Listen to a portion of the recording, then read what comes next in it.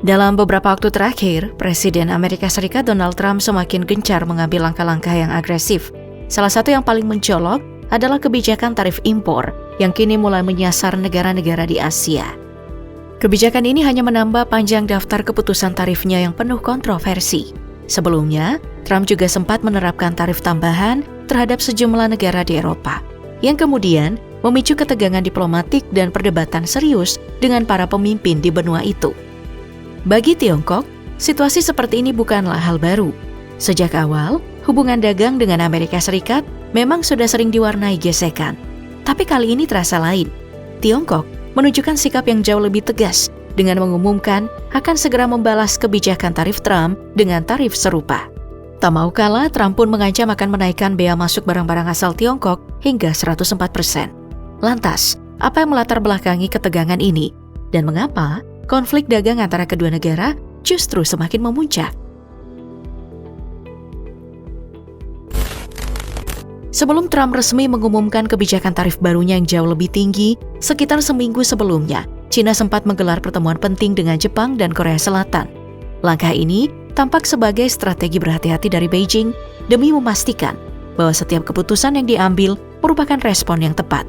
Inti dari pertemuan tersebut cukup jelas, mempererat kerjasama antara ketiga negara guna memperkuat posisi dalam menghadapi tekanan ekonomi dari kebijakan tarif Amerika. Dalam pertemuan itu, para menteri perdagangan dari ketiga negara sepakat untuk mempercepat negosiasi perjanjian perdagangan bebas antara China, Jepang, dan Korea Selatan. Tujuannya, mendorong pertumbuhan perdagangan di kawasan dan memperkuat posisi dalam perdagangan global yang semakin tak menentu. Namun upaya itu tidak berjalan mulus. Pada 2 April 2025, Donald Trump mengumumkan kebijakan tarif barunya yang menyasar banyak negara termasuk China. Lewat kebijakannya ini, Amerika Serikat memberlakukan tarif tambahan hingga 34% terhadap berbagai produk asal China. Akibatnya, total bea masuk untuk barang-barang dari China tahun ini melonjak menjadi 54%. Angka yang jelas tak bisa dianggap enteng. China pun tak tinggal diam. Negara itu langsung membalas dengan tarif serupa, 34% untuk semua produk asal Amerika Serikat. Tak hanya itu, China juga mulai memberlakukan pembatasan ekspor terhadap sejumlah jenis tanah jarang.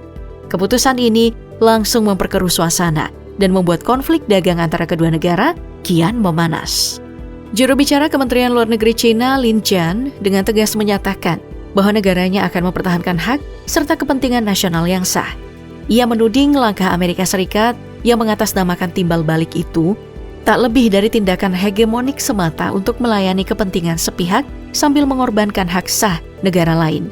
Menurut Lin, sikap seperti itu menunjukkan wajah asli dari unilateralisme, proteksionisme, dan bentuk tekanan ekonomi.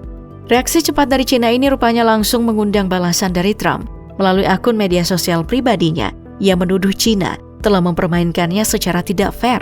Tak hanya itu, Trump juga menyebut bahwa Beijing saat ini sedang panik. Meski Trump mencoba menggambarkan sikap China sebagai respon dari kepanikan, tapi situasinya juga menunjukkan bahwa Trump sendiri mulai terlihat gelisah. Pada 8 April 2025 masih lewat media sosialnya, Trump mengumumkan ancaman baru. Jika China tak mencabut kebijakan tarif balasannya, maka Amerika akan mengenakan tambahan tarif sebesar 50% atas seluruh impor dari China.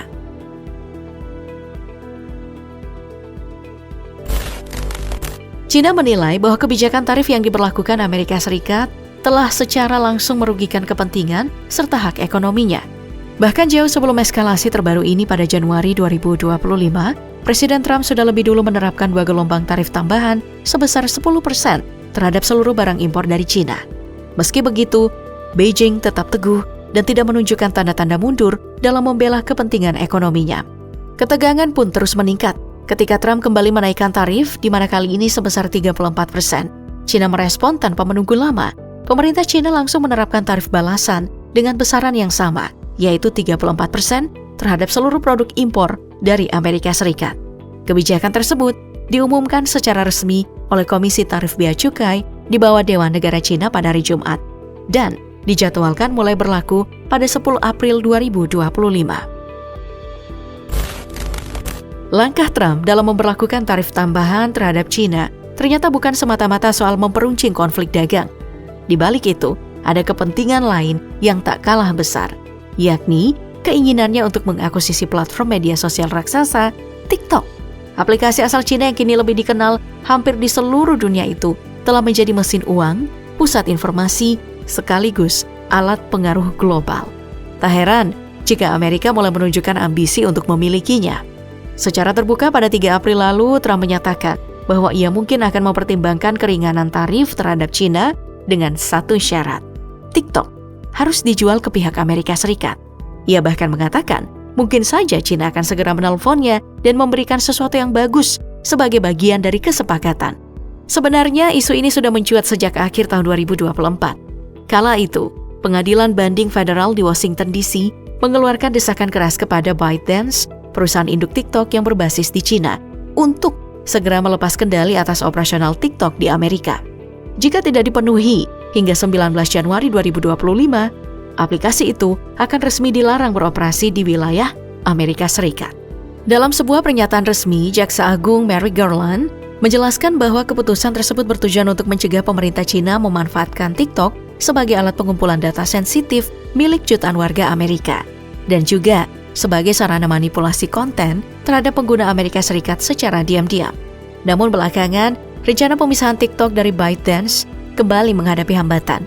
Setelah kebijakan tarif tambahan diberlakukan, sikap Cina pun ikut mengeras, dan hal ini tentu memberi dampak pada negosiasi di berbagai bidang. Pada hari Jumat lalu, Trump akhirnya memutuskan untuk memperpanjang tenggat waktu selama 75 hari bagi ByteDance agar segera menjual unit operasional TikTok di Amerika kepada perusahaan non-Cina. Jika tenggat itu kembali tak dipenuhi, maka larangan atas TikTok akan resmi diberlakukan sesuai hukum yang mulai efektif sejak awal Januari 2025. Pertarungan ekonomi antara dua kekuatan besar yakni Cina dan Amerika Serikat telah memicu beragam reaksi. Beberapa ahli pun angkat bicara terkait situasi yang kian memanas. Seorang analis keuangan Cina, Wang Wen, telah menilai bahwa kebijakan tarif balasan Beijing dapat merugikan ekspor Amerika Serikat. Ia menyebutkan tentang produk Cina sebagai baterai litium dan mainan tetap dibutuhkan oleh Amerika, meskipun telah dikenakan tarif hingga 54%. Namun sebaliknya produk Amerika Serikat seperti kedelai dan minyak mentah disebut tidak begitu kompetitif di pasar Cina. Sementara itu seorang ekonom dari UBS menyebut bahwa situasi yang saat ini sedang terjadi bisa saja menyeret Amerika Serikat memasuki resesi yang berarti, diikuti dengan munculnya kerugian pasar saham yang lebih besar jika tarif yang ditetapkan saat ini tidak dikurangi dalam 3 hingga 6 bulan ke depan. Bank tersebut memberi semacam peringatan bahwa kegagalan untuk secara aktif menurunkan tarif akan menyebabkan skenario ekonomi yang negatif. S&P 500 bahkan telah anjlok hingga lebih dari 10% dalam 2 sesi berturut-turut sampai akhir pekan. Ketegangan tarif antara Amerika Serikat dan Cina tak hanya mengguncang hubungan dagang kedua negara, tetapi juga berdampak langsung terhadap pasar saham global, termasuk negara-negara tetangga Cina yang turut terkena imbas tarif tambahan. Namun menariknya, pemerintah Beijing menunjukkan respon yang cukup sigap dan terbuka dalam menenangkan pasar. Usaha mereka pun tampaknya berhasil. Pada hari Selasa 8 April 2025, indeks saham di Cina dan Hong Kong menunjukkan pemulihan yang signifikan. Kenaikan ini ditopang oleh intervensi pemerintah Cina setelah pasar sebelumnya mengalami aksi jual besar-besaran akibat kekhawatiran terhadap kebijakan tarif baru. Dukungan ini membuat pasar regional ikut bergairah dan mendorong stabilisasi. Pada pukul 09.32 waktu Indonesia Barat di hari yang sama, bursa-bursa utama Asia terlihat menghijau. Setelah melewati hari-hari penuh tekanan, terutama pada hari Kamis, Jumat, dan awal pekan ini, pemulihan pasar menjadi semacam nafas segar. Bursa Shanghai tercatat naik 0,6%, Hang Seng di Hong Kong melonjak 2%, pasar Korea Selatan menguat 1,6%, indeks Nikkei Jepang meroket hingga 6,4%, dan bursa Malaysia juga naik 0,4%. Namun begitu, para analis tetap mewanti-wanti bahwa kondisi ini belum benar-benar aman. Konflik tarif antara Amerika Serikat dan Cina masih berlangsung panas. Kedua pihak terus saling menyerang dalam kebijakan ekonomi dan belum ada tanda-tanda keinginan untuk duduk bersama di meja perundingan. Saat ini, baik Washington maupun Beijing masih memilih jalan konfrontasi ekonomi alih-alih kompromi.